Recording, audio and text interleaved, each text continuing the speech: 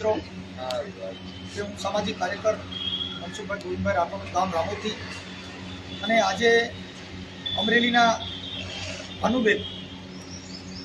દેવી પૂજક છે, જેમની આજે ભાવનગર ડેડ બોડી રૂમની અંદર જેમને આજે 3 દિવસથી લાશ અહીંયા છે, એટલે કાર્યકર તરીકે જેમની ડેડ બોડી મોતનો મલાજો રાખો અને મૃત્યુ છે એ અનિવાર્ય હોય છે, પણ આ મૃત્યુની અંદર જેને ન્યાય મળેલ ન હોય, જેથી કાર્યકર તરીકે આજરોજ અહીંયા અમરેલી સબઘરમાં આવ્યા હતા, પણ હવે અહીંયા અમે નરેશભાઈ વાળા અમને ભેગા થઈ ગયા એટલે એને કીધું કે ભાઈ એમનું જે કાંઈ આંદોલન અને એમની જે કાંઈ સત્યાગ્રહની છાવણી છે એ અમરેલી છે, એટલે બપોર પછી 4 વાગે પણ અમે અમરેલી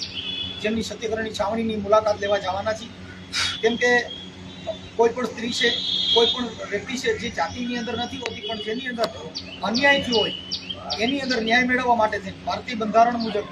કોઈ પણ માણસનો મૂળભૂત અધિકાર હોય, એટલે એની અંદર સમાજને એક મદદ મળી રહે અને નાની સમાજ હોય, જેથી કરીને એને ન્યાય માટે કાર્યકર તરીકે બધા માટે અવાજ ઉઠાવતા હોય અને આ અવાજ ઉઠાવવો પડે, એના માટે અમે આજરોજ અહીંયા ભાવનગર આવ્યા હતા. નરેશભાઈ વાળા અમને મળી ગયા એટલે એમને કીધું કે ભાઈ એમનું જે કાંઈ આંદોલનનો કાર્યક્રમ છે એ તો અમરેલી છે, એટલે આજે 4 વાગે અમે અમરેલી પણ એમની મુલાકાત સત્યાગ્રહ છાવણીની લેવાના છીએ. કેમ કે મૃત્યુ છે ને એ તો અનિવાર્ય છે, જન્મ જેને લીધો એને એકવાર મૃત્યુ અનિશ્ચય છે, જેને જવાનું છે આ જગત છોડી, પરંતુ આવું મરણ થયું હોય, આવું જે કાંઈ ડૉક્ટરના જે અભાવના હિસાબે જેમનું ડેડ બોડી થયું હોય, તો એને ન્યાય અપાવવા માટે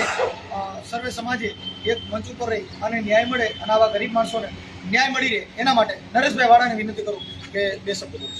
હવે હું તો પ્રસંગોપાત અહીંયા આવ્યો હતો, પણ મનસુખભાઈને એમ કે અહીંયા ડેડ બોડી અહીંયા ભાવનગર પડી છે, એટલે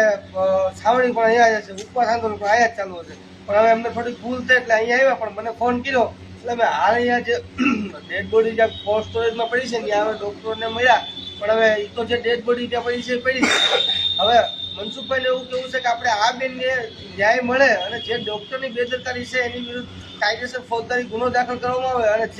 જે લોકોના જવાબદાર છે, જે લોકોની ભૂલ છે એ લોકોને સજા થાય, એવી મનસુખભાઈની ઈચ્છા છે. અને અમારા સમાજના આગેવાન, દરેક આગેવાનની એવી ઈચ્છા હોય, સર્વ સમાજના આગેવાનની એવી જ ઈચ્છા હોય. તો મનસુખભાઈનું એવું કેવું છે કે આપણે આઈજી સાહેબને મળી અને આ બાબતે આપણે રજૂઆત કરીશું અને પછી બપોર પછી ત્યાં અમરેલી સિવિલ હોસ્પિટલે ઉપવાસની છાવણી છે ત્યાંની પણ મુલાકાત લેશું અને દેવી પૂજક સમાજના બેનને ન્યાય મળે એ રીતે આપણે આંદોલનમાં ભાગરૂપ આપશું. અને